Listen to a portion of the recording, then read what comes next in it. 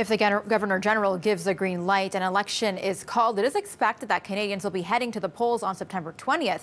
And one of the issues that could sway voters is a mandatory vaccine policy, such as the recent announcement that air travelers will need to be vaccinated come this fall. Our Maleeha Sheikh has more on that story.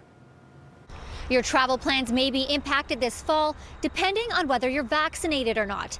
The federal government made the major announcement yesterday mandating vaccines. While some people are in support of the move, others say it's going too far. There's a serious danger with doing it because you may divide the society quite severely. Personally, I'm vaccinated, but before when I wasn't, I didn't have that, confidence to travel. As early as the end of October, Canadians will have to provide proof they've been vaccinated if they want to get on an airplane, interprovincial trains, and cruise ships.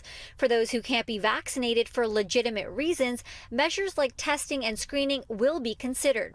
The feds say the move is expected to speed up Canada's recovery from the COVID-19 pandemic. I think it will force many of the people sitting on the fence who just haven't gone out to get the vaccine to seriously think about doing it. The president of a travel insurance company, Martin Firestone, says he thinks the decision is a good one. I think the people who are vaccinated, and I can talk on my clients' behalf, they are going to feel much better knowing that person sitting next to them in that seat, in that airplane, on that cruise ship, on that train, have been double vaccinated. And it doesn't come without criticism. Some see it as going against their human rights. I think vaccination is a health issue, and our personal health information, I think, is a private issue, and I don't think that it should be displayed to anybody.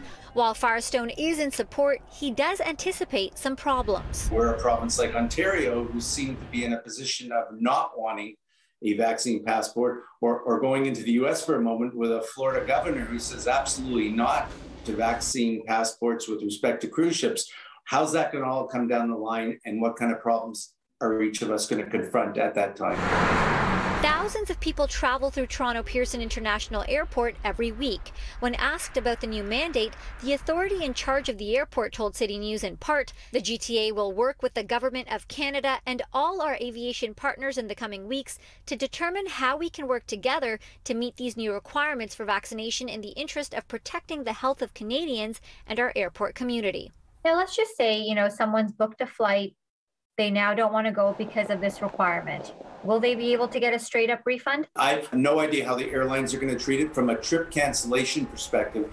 The insurance companies are going to all have to come on board now and decide how they're going to treat something like that, because people could have put down deposits. They could be putting down the rest of the monies on their trips. And if they aren't going to have a vaccine certificate, they're not getting on that plane. The federal government also announced that all federal public employees will be required to be vaccinated beginning early fall. That's nearly 1 million people working in places like banks and airlines. For City News, I'm Maleeha Sheikh.